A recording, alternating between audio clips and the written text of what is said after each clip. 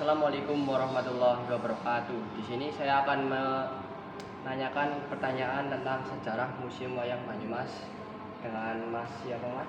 Ya, perkenalkan, nama saya Gilang Eka. Baik.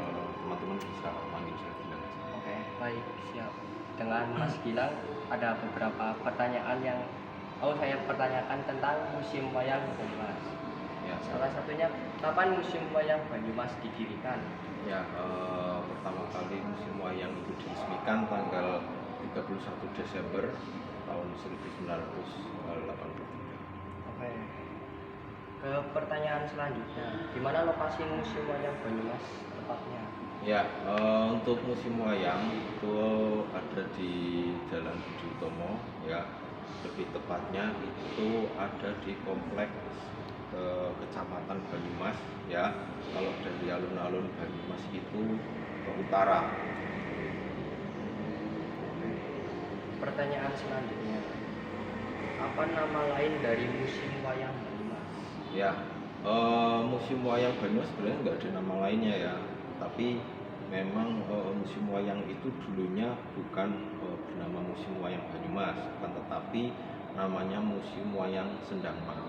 Sendang Mas itu ada kepanjangannya, itu kepanjangan dari Museum Seni Pedalangan Banyumas, karena di sini itu kan dulu banyak seniman-seniman khususnya di wayang ya, kayak dalang atau pengerawit itu sering meramaikan museum sini, Museum Wayang Sendang Mas, karena dulu lokasinya jadi satu dengan SMK Sendang Mas yang berubah menjadi nama SMKI dan sekarang menjadi SMK Negeri 3. Oke, untuk pertanyaan selanjutnya Mas, Museum Wayang Banyumas awalnya berfungsi sebagai bangunan apa? Ya, dulu memang Museum Wayang itu bukan sebuah bangunan seperti ini ya, bertembok ya. Tapi kalau dulu itu mirip pendopo, karena memang Museum Wayang itu menepati sebuah pendopo yang bernama Pendopo Paseban. Jadi Pendopo Paseban itu tempat transitnya tamu kalau zaman dulu itu ya, sebelum nanti tamu-tamunya bertemu bupati di pendopo yang utama yang di depan. Untuk pertanyaan selanjutnya, siapa tokoh penting yang berperan dalam pendirian Museum Wayang Banyumas? Ya, yang memprakarsai ya, yang mempunyai ide untuk membuat Museum Wayang Banyumas itu beliau Bapak Suparjo Rustam. Beliau orang asli Banyumas, lebih tepatnya itu Soekarja. Tapi tentu saja beliau tidak sendirian ya, tentu didampingi oleh budayawan dan seniman Banyumas. Loh. Oke, perkenalkan nama saya Ides Azizaro. Dia akan melanjutkan pertanyaan tentang Museum Wayang Banyumas. Lanjut ya Mas. Ya, Wayang apa saja yang dipamerkan di Museum Wayang Banyumas?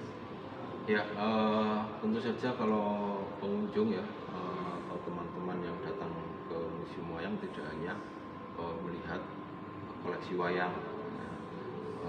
Ada juga koleksi yang non wayang ya, contohnya kayak gamelan, kemudian baju dalang ya, kemudian ada benda pusaka juga tentunya, dan juga untuk koleksi wayang, untuk di Museum Wayang itu banyak jenisnya ya, tidak hanya berupa wayang kulit saja, tapi ada berbagai ragam jenis wayang ya, contohnya ada wayang golek ya.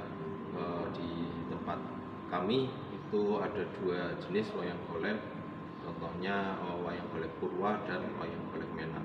Kemudian ada jenis lagi wayang potehi, ada juga wayang suket, ada wayang rocil, wayang suluh, dan juga wayang sadat atau wayang santri. Oke Mas, terima kasih. Lanjut ke pertanyaan selanjutnya. Apa tujuan utama didirikannya Museum Wayang Banyumas? Ya, tentunya seperti visi misi Museum Wayang ya, untuk menjadi museum yang unggul ya. Kemudian juga untuk melestarikan ya Terakhir Mas, Ya. bagaimana pengaruh budaya Banyumas dalam koleksi museum ini? Ya, pengaruh budaya Banyumas tentu sangat berpengaruh ya, khususnya budaya pewayangan ya, karena di museum wayang itu sendiri eh, tidak hanya menyimpan ragam wayang dari daerah lain, tapi kita juga sebagai warga Banyumas harus bangga karena di museum wayang juga ada beberapa koleksi yang tidak ada di daerah lain, dan tokoh-tokoh wayang tersebut hanya ada di Banyumas. Contohnya kayak Bawor ya, kemudian Srenggiri, Sarkawi, Bibing dan lain-lainnya seperti itu. Jadi kita patut bangga sebagai orang Banyumas karena kita punya ya ciri khas sendiri dari tokoh-tokoh wayang tersebut. Baik, terima kasih atas jawaban-jawaban dari Mas siapa? Gilang. Mas Gilang.